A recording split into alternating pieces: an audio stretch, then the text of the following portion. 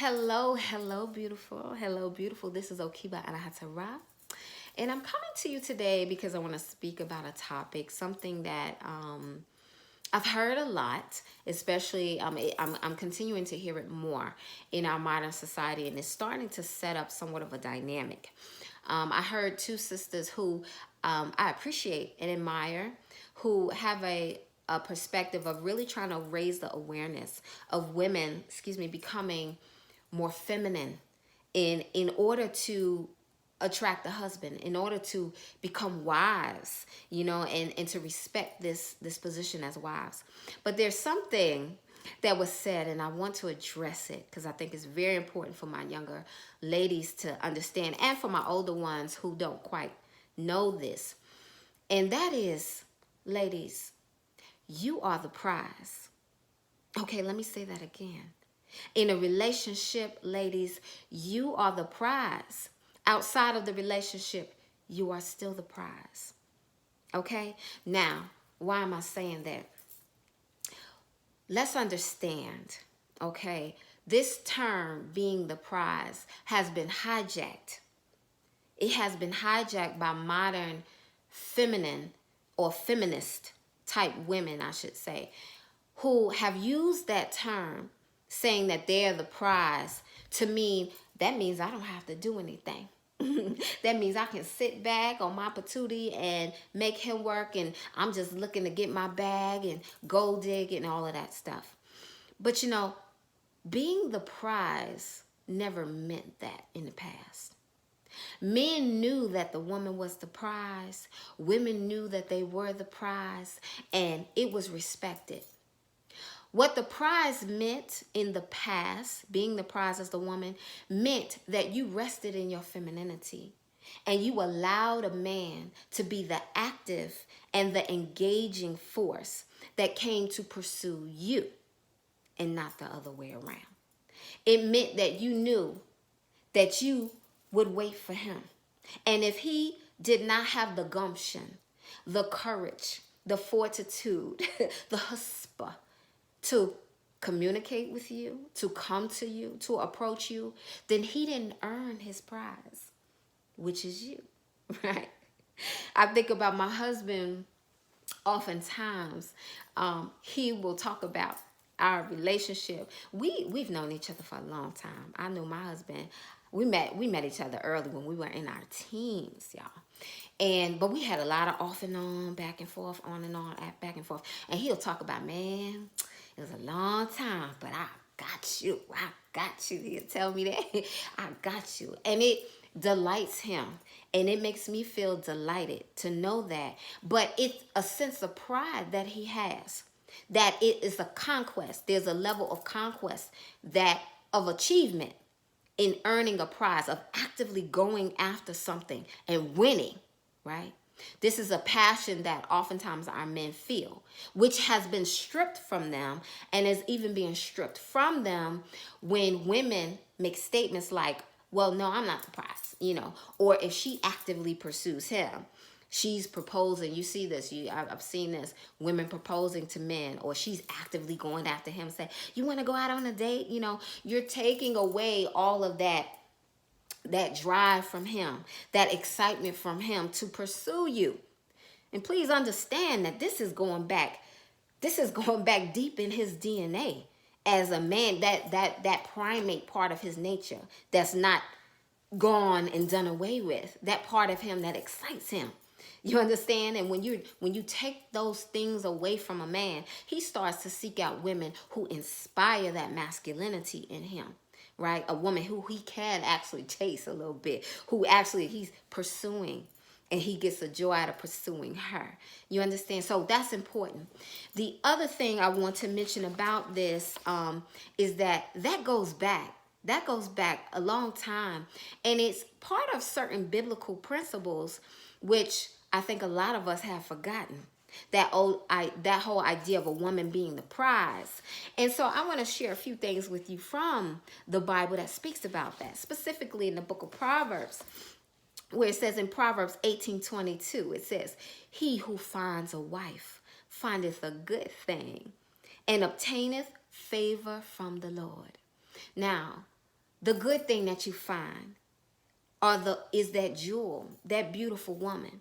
And you will see the woman being referred to as rubies and as the crown, right? A wife of noble character is her husband's crown. She is her husband's crown, a ruby, right? She's being compared to a ruby. This is, of course, now we're talking about a woman being a good woman, okay? Let's not get it dismayed, but let's stay in frame of what we're speaking about. That woman who becomes his wife, she is a jewel, a precious jewel. And we know that a precious jewel is not just something that's beautiful to look at. The precious jewels, the minerals of the earth, have multiple purposes, very useful purposes. In a lot of the technology that we use today, we see things like gold is being used, copper, platinum, palladium, crystals, all of those precious metals. As to why you keep having people over there trying to strip the land in Africa, trying to take that land from the indigenous peoples of Africa. Because those precious, beautiful jewels that you might just wear because it looks nice also have medicinal purposes, right? Like we sell gold at HBU because it has properties that are beneficial to the body as well as to the technology that we use today. And that's what you are, ladies. That's what you are. Excuse me. You are a precious jewel, a precious gem that is also very useful. In the book of Proverbs, we see that woman is not just a beautiful thing, but she also works. She works. She works with her hands. It says she makes linen garments and sells them. She delivers. That means she's innovative. She's innovative. She's creative. She cleans. She builds. She has ideas. She raises up her children. You know, her children raise up and call her blessed. Beautiful things about her. She is precious in so many ways. The Bible also says in the book of Proverbs, it says that, where's the one I'm looking for? It says that, a wife of noble character is her husband's crown. Did I say that already? The wife of, she is her husband's crown. And what is a crown? What is a crown? A crown is the head adornment of a monarch. The head adornment of a monarch. And it also represents his government, right? Well, what is a government? His crown is a symbol of his government. And government is your nation, your state, your community, right? So in essence, she represents his alignment with divine, with the divinity, with God, in doing the right thing of nation building. That is who the woman is. That is who the wife is. That's what she represents. That is her powerful position. In ancient Chem, she was the seat, or set. She was the seat upon which the king sits. The seat that actually gives him his authority, right? The powerful position of the woman. So don't diminish yourself. Don't diminish yourself, ladies. You are the prize, and always remember that. You are the precious gem, right? Now, that takes nothing away from that man. He is awesome. He's amazing. My husband is wonderful. I love him. I love him. We've been through a lot together, a whole lot together, and I am thankful for him in so many ways. But I know that in our relationship, I'm the prize. He knows that I'm the prize, too, and he treats me as the prize, and I treat him with love, honor, and respect that he deserves. All right. So be that prize, ladies. Be that prize. Be beautiful. Let me say this for my young ladies. As you're dating, I want you to have that mindset of knowing that you are the prize. Meaning, rest in your femininity. Be a feminine self. And allow that man to come to you. Allow a man to show you his masculinity, his courage, his strength, and how much he's willing to come or to do and to come after you. How much he's willing, right?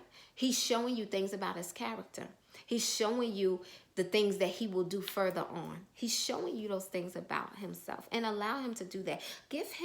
Let him have those bragging rights. Let him get those bragging rights to say, yeah, I got my baby. All right, ladies. Like I said, I don't know if I said it at the beginning, but I'm a traditional woman. I'm very traditional, you know. So for some of you, this may not bode well with you, but I'm very traditional, and it has worked for me. So you know, it's a lot of unhappy people in the world today, but I'm saying you might want to start bringing back up some of those traditional ideas, all right? And be beautiful inside and out. Be beautiful inside and out always. All right, give this a thumbs up if you liked it. Share it. Share it with others who you think might need to see it or hear it. And if you haven't subscribed, please go ahead and do so. And I will see you next time. Peace.